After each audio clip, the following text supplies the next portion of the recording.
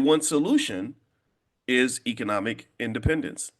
If you have some degree of financial sovereignty, it does not take a lot of money to become economically independent.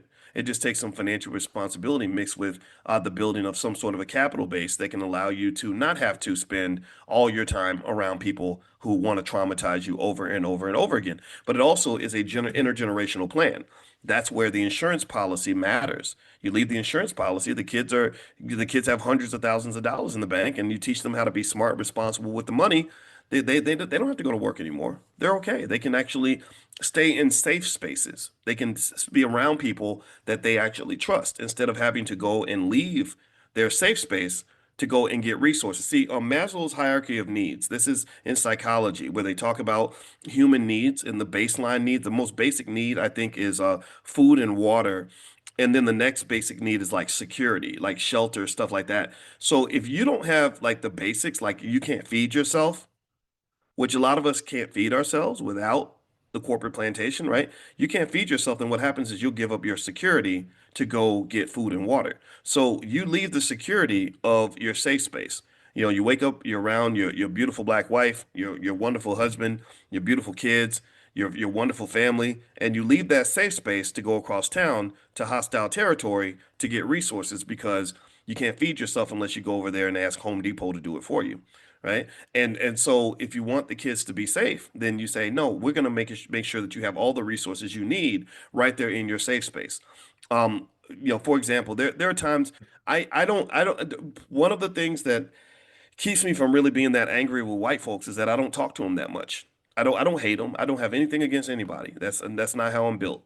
But I don't really talk to them. I can go 3 or 4 weeks without talking to a single white person. I kid you not. Literally, I talk to you. Most of y'all are black. There's probably a white person in here that sneaks in. It's okay. You're one of us. If you're smart enough to learn from black people, that means you're intelligent, and I respect you for that. But generally speaking, it's like I talk to my wife in the morning, talk to the kids in the afternoon, talk to y'all in the morning too. Have a couple meetings with other black people, watch a movie and then or something, I don't know, go to the gym and then go to bed. And that would be my typical day. And that's a day that I think could be framed for everybody. I think everybody, if you give the kids like the gift of entrepreneurship and teach them early how to start businesses and how to invest, who says they need to go get a job?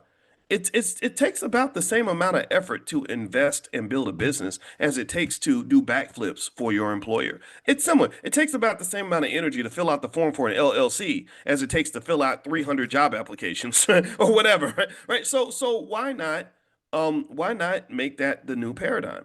I really think that should be our new paradigm of thought. I actually, when in 2013, I wrote that short book. It's really short. It's called It Takes a Village to Raise the Bar, a new paradigm for Black America. And in this book, I pretty much laid out 4 pillars for the new paradigm, and it's centered around wealth, education, family, and community. Wealth, education, family, and community. And all the community really is, for the most part, is a collection of families and some sort of, structure and, things like that, right? And so if you have strong families, you tend to have strong communities. And if you have wealth and education in those communities, then you have a strong Black America. That was and really around the world. It applies to any community anywhere.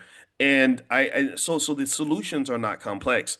What's complex is overcoming our brainwashing. So let me finish up on this. I'm going to finish talking about how your job is killing you. Here are some other ways that racism on the job affects your physical health. Cardiovascular problems. Chronic exposure to racism increases blood pressure and heart rate. How many of y'all know a black person that's got hypertension or had heart disease or had a stroke? Anybody? Anybody? I'm raising both hands because I got several relatives that have had hypertension, heart disease, and strokes. Well, that's probably linked to racism on the job, working with people that don't like you.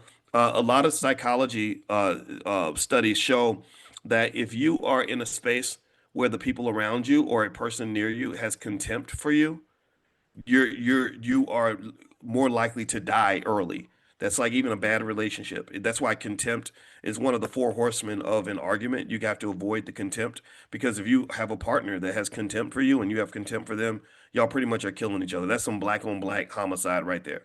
All right, let's keep going. Um, let's see here. So basically black people who face workplace bias are at significantly higher risk for cardiovascular disease by midlife.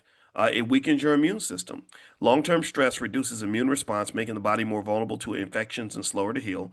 So black workers tend to have more sick days and are less likely to report them though because they're afraid of losing their job. So not only are you more likely to be sick, but you don't even take the day off, so which makes you sicker. Insomnia and fatigue. Workplace racism creates a state of emotional alertness, right, where you feel like you have to live with your head on a swivel. That disrupts healthy sleeping cycles, which leads to fatigue, irritability, and decreased productivity, which then gets used as false proof of underperformance. And also, a lot of times people will cope with through things like eating, which can cause obesity. If you notice, a lot of our folks that are overweight, and so I would encourage everybody who ends up sort of feeling this way, go to the gym. Like get some of that out of you. Like don't just carry all that in you. When I see someone that's like morbidly obese, I because of what I've been exposed to through my wife, all I see is trauma, built up trauma that hasn't been released. That's what I see. I just see it's like a trauma response. It's like you're wearing your addiction on your body, right? So ultimately, the studies show that excessive eating is just it can be a coping mechanism. Like and really this is where emotional intelligence comes into play and really sort of being aware, self-aware and thinking about like how do I feel when I eat a bowl of ice cream or if I get really stressed out, what am I likely to do? Right? A lot of people have a stress response, and that might be the key to understanding yourself and overcoming your addiction. All right. Now I did say I would answer some questions in here, so let me answer a few questions. Now, one thing I'm gonna do really quickly is mention another area of artificial intelligence, and I'm gonna give you a couple stocks worth looking at. Um, Cloud computing and data infrastructure is going to be massive. Companies are spending trillions of dollars buying these data centers everywhere, and they're putting a lot of them like in black neighborhoods and stuff. Like Memphis is real big, Atlanta's real big on data centers. I don't know how I feel about that, but it's the thing. And companies like Microsoft and Amazon are at the top of the pile with that.